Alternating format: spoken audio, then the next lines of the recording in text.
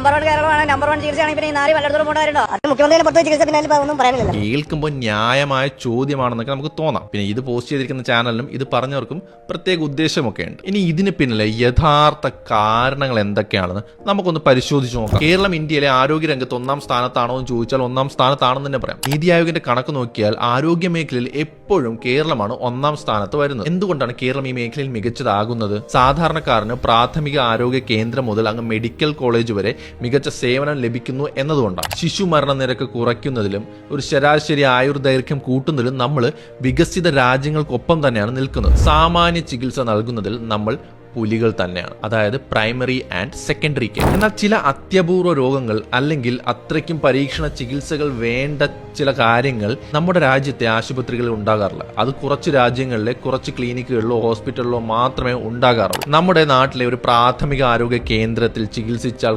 മാറില്ല എന്നുള്ളൊരു അസുഖം നമ്മൾ മെഡിക്കൽ കോളേജിലേക്ക് റെഫർ ചെയ്യില്ലേ, അതുപോലെ തന്നെയാണ്. മെഡിക്കൽ കോളേജിലോ അല്ലെങ്കിൽ ഇന്ത്യയിലെ അത്യാധുനിക സർവീസുകളുള്ള ഏതെങ്കിലും ആശുപത്രിയിലോ പരിഹരിക്കാൻ പെടാത്ത കാര്യങ്ങൾ ഡോക്ടർമാർ വേറെ രാജ്യങ്ങളിലേക്കോ മറ്റു സ്ഥലങ്ങളിലേക്കോ റെഫർ ചെയ്യുക തന്നെ ചെയ്യും. പണക്കാരനായാലും പാവപ്പെട്ടവനായാലും ശാസ്ത്രീയമായ രീതി അങ്ങനെ തന്നെയാണ്. ചില അത്യാധുനിക ചികിത്സകൾക്കോ അല്ലെങ്കിൽ മെഡിസിനുകൾക്കോ വേണ്ടി വിദേശ രാജ്യങ്ങളിൽ പോകുന്നത് നമ്മുടെ നാട്ടിലെ ഡോക്ടർമാർക്ക് കഴിവില്ലാത്തവരായതുകൊണ്ടല്ല, മറിച്ച് കാരണങ്ങൾ ഒരുപാടുണ്ട്. ഗവേഷണ സൗകര്യങ്ങൾ, അതായത് ക്യാൻസർ ചികിത്സയ്ക്ക് വേണ്ടിയുള്ള പുതിയ കണ്ടുപിടുത്തങ്ങളെല്ലാം ദിവസേന നടക്കാറുണ്ട്. അതെല്ലാം നമ്മുടെ രാജ്യത്ത് എപ്പോഴും അവൈലബിൾ ആകണം എന്നില്ല. അതുപോലെ തന്നെ കോടിക്കണക്കിന് രൂപയൊക്കെ ചിലവഴിച്ച് ചില ലാബുകൾ അല്ലെങ്കിൽ റോബോട്ടിക് ഉപകരണങ്ങൾ ഇതെല്ലാം അങ്ങനത്തെ രാജ്യങ്ങളിൽ പെട്ടെന്ന് ലഭ്യമാകുന്നു. ചുരുക്കത്തിൽ പറഞ്ഞാൽ കേരളത്തിലെ ആരോഗ്യ മേഖല മികച്ചതാണെന്ന് പറഞ്ഞാൽ ലോകത്തുള്ള എല്ലാ ചികിത്സയും ഇവിടെ കിട്ടും എന്നല്ല, മറിച്ച് ഏറ്റവും താഴെത്തട്ടിലുള്ള മനുഷ്യർക്ക് പോലും മികച്ച ചികിത്സ കിട്ടുന്ന ഒരു സിസ്റ്റം ഇവിടെ ഉണ്ട് എന്നാണ് അർത്ഥം. പല യൂറോപ്യൻ രാജ്യങ്ങളിലും എന്തെങ്കിലുമൊക്കെ അസുഖം വന്നു കഴിഞ്ഞാൽ നമ്മൾ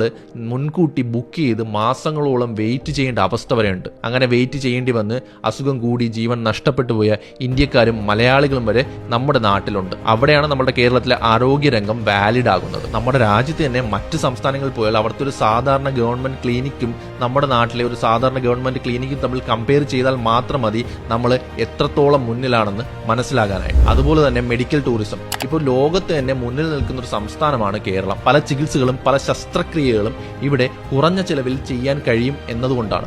മറ്റുള്ള വികസിത രാജ്യങ്ങളിൽ പോയാൽ അതിന്റെ ചിലവ് വളരെ കൂടുതലുമാണ്.